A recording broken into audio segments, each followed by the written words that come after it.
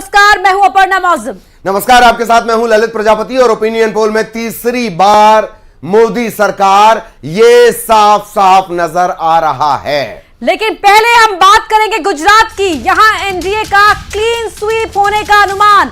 Opinion poll में गुजरात में NDA को सभी 26 सीटें। बड़ी खबर, इंडी गठबंधन की कामयाबी एकदम शून्य। गुजरात में एनडीए को क्लीन स्वीप, एनडीए को सभी 26 सीटें, गुजरात में 26 सीटें और सभी एनडीए के खाते में जाती हुई नजर आती हैं। तो एनडीए को सभी 26 सीटों का अनुमान, यानी कि गुजरात में अभी भी एनडीए का जलवा बरकरार।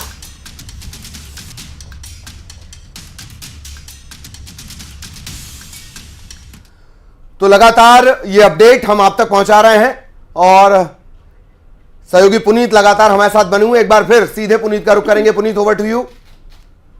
बहुत शुक्रिया आपका। और अब बात गुजरात की कर लेते हैं। जैसा कि आपने भी बताया गुजरात की स्थिति क्या है, और गुजरात की अगर सीटों की बात कर ली जाए तो गुजरात का ये न्यूज़ 18 का महा ओपिनियन पोल ये बता रहा है कि गुजरात की पूरी जनता जो है ये भरोसा जता रही है एनडीए पर। जी हां, पूरी की पूरी जनता एनडीए पर भरोसा जता रही है। और इंडिया यानी कि इंडी गठबंधन, इंडी अलायंस जो है वो एक भी सीट यहां पर जीतने की स्थिति में अभी नजर नहीं आ रही। ये ओपिनियन है, ये जनता का जो है ये मानना है, जनता की राय हमने जानने की कोशिश की। और देखिए ये राय क्या बता रही है, ये बता रही है 26 सीटें जो है, इन 26 की 26 सीटों पर एनडीए अपना कब्जा जमाने की स्थिति में यहां पर नजर आ रही है।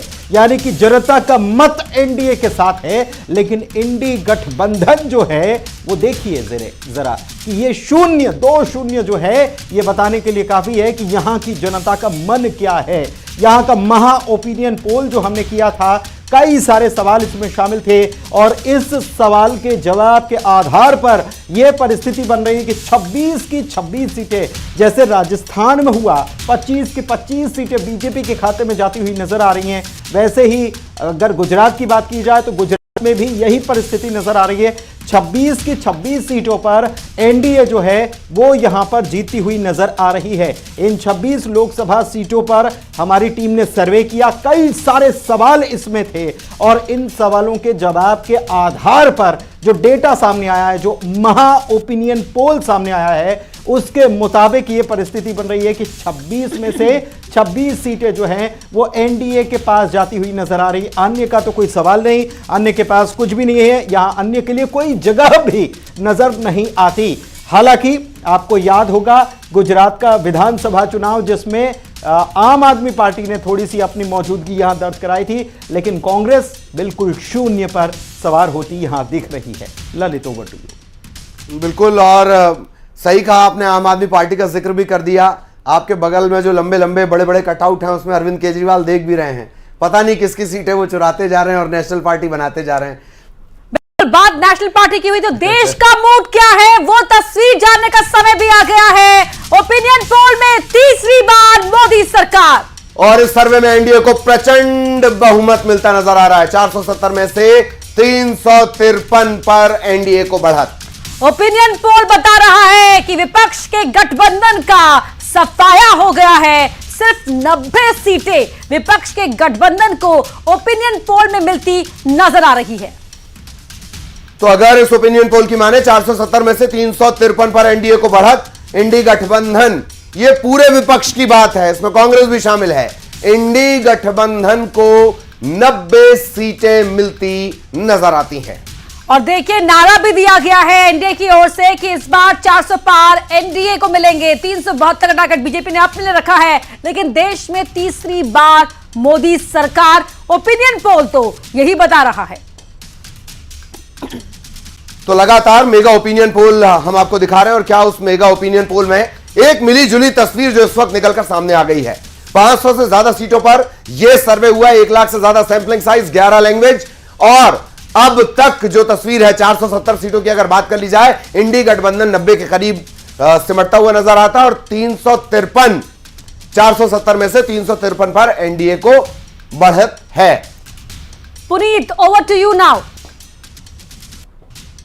जो डेटा बता रहे थे, ये डेटा ये साफ कर रहा है कि ये जो 370 का आंकड़ा जो बीजेपी पार करना चाहती है खुद के लिए, और 400 प्लस, हालांकि ये अभी 543 का पूरा महा ओपिनियन पोल अभी सामने नहीं आया है, लेकिन ये बताने के लिए काफी है कि शायद इस तक पहुंच जाए एनडीए अपने सहयोगी दलों के साथ, क्योंकि न्यूज 18 का ये महा ओपिनियन पोल है और अभी तक जिन जिन सीटों के बारे में, जिन जिन राज्यों के बारे में जानकारी मिली है, 400 से ज्यादा सीटों का ये महा ओपिनियन पोल अभी तक आ चुका है। और मेगा ओपिनियन पोल जो है वो क्या बता रहा है, देखिए हम छत्तीसगढ़ में इस वक्त पहुंच चुके हैं और छत्तीसगढ़ का मेगा ओपिनियन पोल क्या बता रहा है। देखिए यहां पर छत्तीसगढ़ में खड़े होकर अगर अभी तक जो मेगा ओपिनियन पोल के डेटा आया है उसके मुताबिक देखा जाए तो यहां पर एनडीए 353 सीटों पर बढ़त या 353 सीटें अपने खाते में करती हुई नजर आ रही है।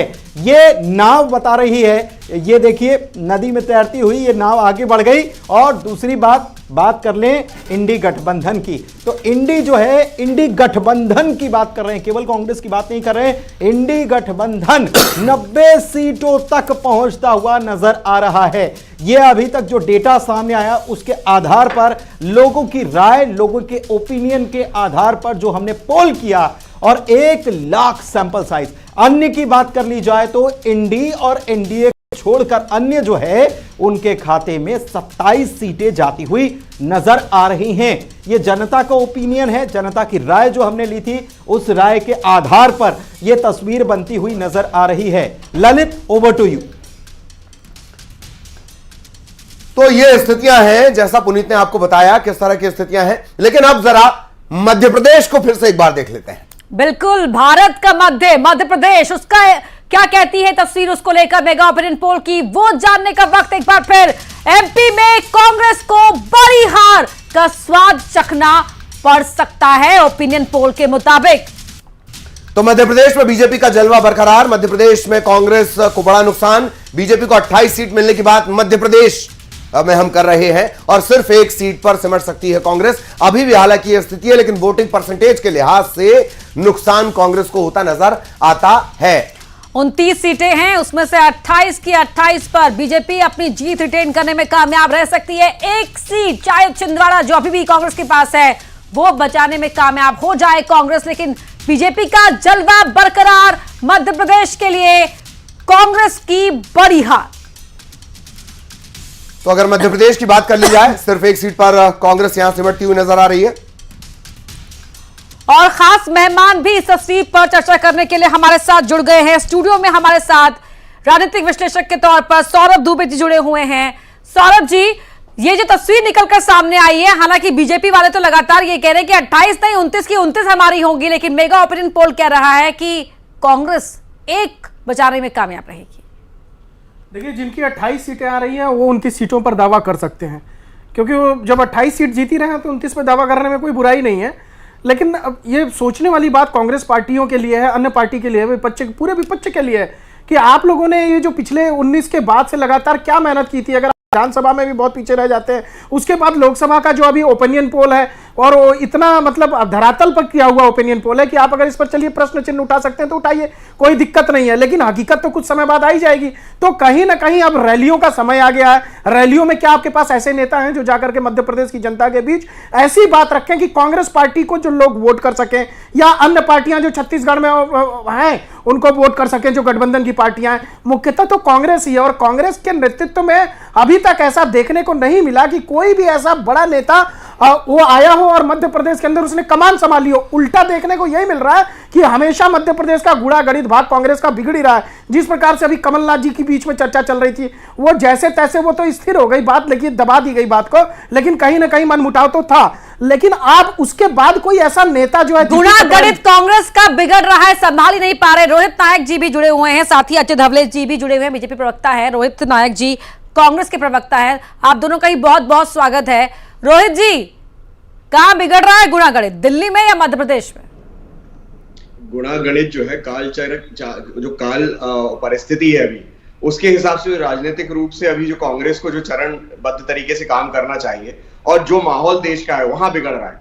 गणित में तो ओपिनियन पोल कुछ भी कह सकते हैं। देखिए, मंशा पे बात नहीं होती, ये एक तरह का शोध है, लेकिन शोध जब किया जाता है तो उसमें किस तरह का सैंपल कलेक्ट किया गया है, किन परिस्थितियों में किया गया। अभी मुझे शायद ललित जी बोल रहे थे कि एक लाख लोगों का सैंपल लिया है, if I am not wrong. हाँ। उस हिसाब से 470 सीटों पर तो फिर 212 लोगों का ही सैंपल कलेक्ट हो पाया है। तो एक लोकसभा में 212 लोगों का सैंपल कितना जेन्युइन हो सकता है, इस बात पे ही बात की जा सकती है। मंशा पे फिर से मैं बोल रहा हूं, बात प्रश्न नहीं कर रहा हूं, लेकिन परिणाम पे तो करा जा सकता है प्रश्न, क्योंकि जब विधानसभा की बात हुई थी और चुनाव में, चाहे हिमाचल प्रदेश हो, चाहे अभी जो वर्तमान में हुए विधानसभा चुनाव है 2023 के, मध्य प्रदेश, राजस्थान और छत्तीसगढ़ की बात करी जाए, तो जिस तरह के ओपिनियन पोल्स आ रहे थे, बराबर की टक्कर या कमोवेशित रूप से 10-5 सीट इधर उधर, लेकिन उस तरह का परिणाम नहीं देखने मिला, एक तरफा जीत हुई बीजेपी की। तो ये एग्जिट पोल्स जो हैं, ठीक है नायक जी, आप बता दीजिए ना फिर क्या रहेगा परिणाम। गलत होते रहते हैं पोल, मानते हैं हम भी ये बात, लेकिन आप बता दीजिए कितना विश्वास है आपको।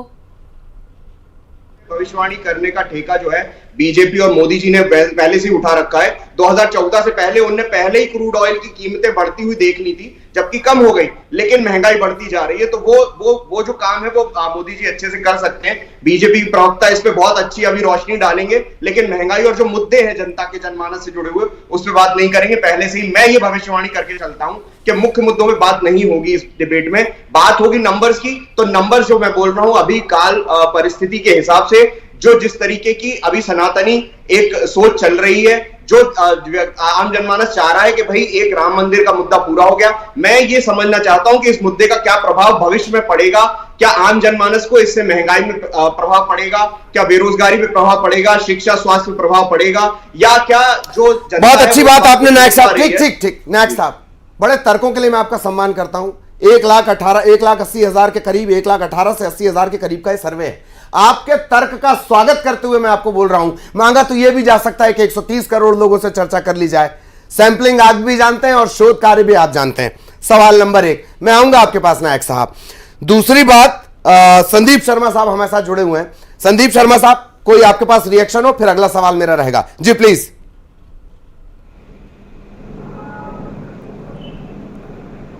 चलिए, मेरे ख्याल पैनल में वो नहीं है। अजय धवले साहब, आप तक मेरी आवाज पहुंच रही हो, आपके पास अगर कोई रिएक्शन है तो प्लीज, फिर मैं आगे सवाल कर रहा हूं जी। तो पहली बात, रोहित जी ने जो बात कही उसका मैं उत्तर देना चाहता हूं अपर्णा जी, ललित जी, कि रोहित जी आज भी देश की जनाकांक्षाओं को मानना ही नहीं चाह रहे। रोहित जी की दिक्कत नहीं, ये समूचे कांग्रेस की दिक्कत हो गई है। वास्तव में आज कांग्रेस वास्तविकता स्वीकार नहीं करनी चाहिए, और इनकी दिक्कत इसलिए है कि जिस नेता को ये 20 वर्षों से लॉन्च करने की प्रक्रिया में है, वो नेता ढंग से लॉन्च नहीं हो पा रहा है। आज देखिए, देश में जब प्रधानमंत्री जी ज्ञान की बात करते हैं, उस ज्ञान में गरीब है, उस ज्ञान में युवा है, उस ज्ञान में अन्नदाता है, उस ज्ञान में नारी शक्ति है। और राहुल गांधी जी दूसरी ओर बात कर रहे हैं जातिगत जनगणना की। आज हम 21वीं सदी में जी रहे हैं अपर्णा जी, ललित जी, और राहुल गांधी जी आज देश को उसी 17वीं शताब्दी में लेके जा रहे हैं जहां पे हमारे देश में वर्ण व्यवस्था थी, जाति व्यवस्था थी। लेकिन आप देखेंगे देश आज जाग चुका है। आज हम आत्मनिर्भर भारत की बात कर रहे हैं। यह आत्मनिर्भर भारत विकसित भारत बनने की ओर अग्रसर है। आदरणीय मोदी जी ने देश को गारंटी दी है, उस गारंटी और उन संकल्पों की पूर्ति की बहुत अच्छी बात है, पर धवले साहब रखना पड़ता है। अजीत जोगी ने एक बार कहा था चुनाव के लिए कि जाति कभी नहीं जाती। अगर ध्यान नहीं रखना पड़ता तो फिर बिहार में ऐसा सब क्यों होता। खैर, आएंगे आपके पास। अमित श्रीवास्तव साहब, आप तक आवाज पहुंच रही हो तो कांग्रेस की दरअसल कांग्रेस के सामने चुनौतियां क्या हैं? क्या चुनौतियां समझी नहीं जा रही या फिर आमूल चूल परिवर्तन की जरूरत? प्लीज। देखिए ललित जी, चुनौतियां तो बहुत है और मैं आपको बताना चाहता हूं बड़ी जिम्मेदारी के साथ कि हमारा कार्यकर्ता निश्चित तौर पे इस रण को लड़ने के लिए पूरी तरीके से तैयार है। और आप देखेंगे, मैं आपकी पूरी टीम को बधाई देता हूं कि आप लोगों ने बहुत मेहनत करके ये सर्वे किया है। लेकिन मैं फिर कहना चाहता हूं, ओपिनियन पोल और एग्जिट पोल जो होता है, that was not the exit poll. तो हम लोग, मेरा ये मानना है कि हमें वेट करना चाहिए, जनता जनार्दन होती है, क्योंकि हम भुगत भोगी हैं। यही विधानसभा चुनाव में जब हम आपके साथ बैठते थे और कई एग्जिट पोल कहते थे, कोई भी एग्जिट पोल ऐसा नहीं था जो कहता था कि कांग्रेस की सरकार छत्तीसगढ़ में नहीं बन रही है। आपने दिल जीत लिया भुगत भोगी बोलकर। मुझे श्रीवास्तव साहब दिल जीत लिया। मैं एक छोटा सा ऐड ऑन करना चाह रहा हूं प्लीज। आपने कहा कार्यकर्ताओं की बात आपने कही जी। इस बीच दुर्ग का ट्रेन का दौरा, छत्तीसगढ़ के अलग अलग संसदीय क्षेत्रों का दौरा करने के दौरान एक बात तो नजर आई है, कार्यकर्ता लड़ना चाहता है, छत्तीसगढ़ से नेता गायब है। क्या आप यह महसूस करते हैं? देखिए, मैं एक चीज बता दूं कि कभी भी, मैं बड़े गर्व के साथ कहता हूं क्योंकि मैं पिछले 35 साल से कांग्रेस में हूं, कांग्रेस का कार्यकर्ता हूं। मैं आपको एक चीज बताना चाहता हूं, कांग्रेस का वही कार्यकर्ता जो 15 साल की रमन सरकार से जिन्होंने लड़ाई लड़ी, नेता निश्चित तौर पे नेतृत्व करता होते हैं, लेकिन मैं आपको बताऊं कि लगातार वो कार्यकर्ता डटा रहा। और कहते हैं ना कि कार्यकर्ता बहुत इंपॉर्टेंट होता है, पेड़ के कटने का किस्सा नहीं होता अगर कुल्हाड़ी में लकड़ी का हिस्सा नहीं होता, ललित जी। दूसरी चीज, कभी भी आप देखिएगा कोई विधायक एक्स हो सकता है, सांसद एक्स हो सकता है, मंत्री एक्स हो सकता है, मुख्यमंत्री एक्स हो सकता है, कार्यकर्ता एक्स नहीं होता। बहुत बड़ी बात आपने अमित जी कह दी, बहुत ही मैच्योरिटी के साथ आप यहाँ पे बात रख रहे हैं। लेकिन रोहित जी, जरा मैं ये जानना चाहूंगी, उन्होंने कहा कि कार्यकर्ता ने तो साथ नहीं छोड़ा, नेता भले ही घर से बाहर नहीं निकल रहे हो, लेकिन मध्य प्रदेश का तो उल्टा ही हाल है। यहाँ नेता नारे लगा रहा है, कार्यकर्ता पीछे से बीजेपी ज्वाइन कर रहा है। मैं तो कहूंगा नेता भी बीजेपी ज्वाइन कर रहे हैं। ये भी काल परिस्थिति का एक काल चक्र है। जिस तरह की स्थितियां उगते हुए सूरज को सलाम करने की जो बात कही जाती है, जो उदाहरण दिया जाता है, उसका सीधा आत्मसात, उसको आत्मसात कर रहे हैं हम, जिनको सब कुछ नहीं। आप सरेंडर कर रहे हैं या क्या कर रहे हैं जी? आप सरेंडर कर रहे हैं क्या? नहीं, हम क्यों सरेंडर करेंगे? कि मेरे ग्रहों की दशा दिशा ही ऐसी है कि मैं चाहे कुछ कितना भी कुआं खोद लूं, सूखा ही मिलेगा मुझे। क्योंकि रोहित नायक को तो तर्क करते देखा गया ना। रोहित नायक आज दर्शन शास्त्री की तरह कालचक्र गिना रहे हैं, इस वजह से सवाल है नायक साहब। नहीं, एक समय 70 वर्ष तक जो अगर बीजेपी ये बात कहती कि 70 वर्ष तक कांग्रेस ने क्या किया, तो बेसिकली वो ये नहीं कहती कांग्रेस ने क्या किया, क्योंकि कांग्रेस ने जो किया उसी के नाम बदल के काम कर रहे हैं। 70 वर्ष तक जो इनको दो एक कैंडिडेट नहीं मिले, इनके उम्मीदवार नहीं मिलते थे, इनके सदन में प्रतिनिधित्व नहीं होता था, ये बात उसका रुदन करते हैं। ये वो 70 वर्ष ये कांग्रेस ने क्या किया कहना सीधा सीधा नहीं है सही। ये इस बात का प्रमाण है कि इनको भी एक समय देखना पड़ा। तो अगर 20 साल कांग्रेस को देखना पड़ रहा है तो हम लड़ने के लिए तैयार हैं, हम लड़ेंगे, सतत लड़ते रहेंगे, उसमें क्या। ठीक। अजय धवले साहब लगातार हमारे साथ बने हुए। अजय धवले साहब, एक बड़ी दिलचस्प बात आई, मैजिक, करिश्मा, ये तमाम शब्द एक तरफ, और 56% लोग कहते हैं कि रोजगार का मुद्दा उनके जहन में है जब वो बटन दबाने जा रहे हैं। ये 56% आपको परेशान नहीं करते धवले साहब? देखिए ललित जी, जब भारतीय जनता पार्टी को 2014 में शासन करने का अवसर मिला, तब देश किन परिस्थितियों में था? देश में औसतन 10 वर्षों की महंगाई जो थी 8% की दर से थी। विगत 10 वर्षों में एनडीए के आदरणीय प्रधानमंत्री श्री नरेंद्र मोदी जी के शासनकाल में यही महंगाई की दर 5% है। 10 वर्षों पहले भारत की जो जीडीपी थी वो आपको पता है कि क्या स्थिति थी? हम विश्व की टॉप 10 इकोनॉमीज में भी थे, 11वें नंबर की देश इकोनॉमी था। आज हम तीसरी की ओर अग्रसर हैं। जब आप इतना सब इंफ्रास्ट्रक्चरल डेवलपमेंट के माध्यम से आपने आत्मनिर्भर भारत बनाने के उद्देश्य से, फिर सुब्रमण्यम स्वामी ये बात क्यों नहीं समझ पा रहे हैं धवले साहब? देखिए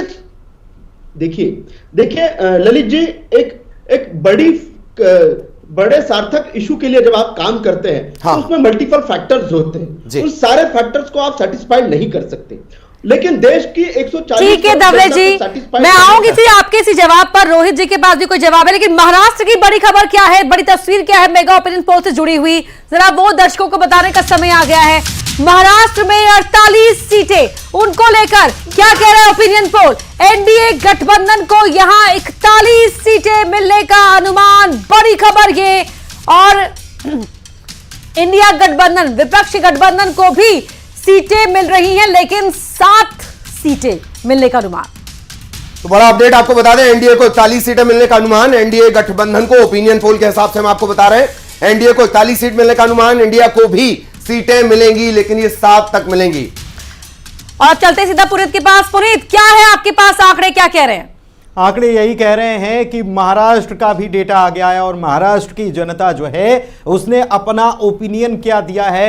न्यूज़ 18 अपने इस कार्यक्रम के जरिए, इस महा ओपिनियन पोल के जरिए जो है वो बता रहा है कि महाराष्ट्र की जनता के दिमाग में क्या चल रहा है, किन मुद्दों पर महाराष्ट्र की जनता जो है वो क्या सोच रही है। महाराष्ट्र की जनता एनडीए के साथ जाती हुई नजर आ रही है।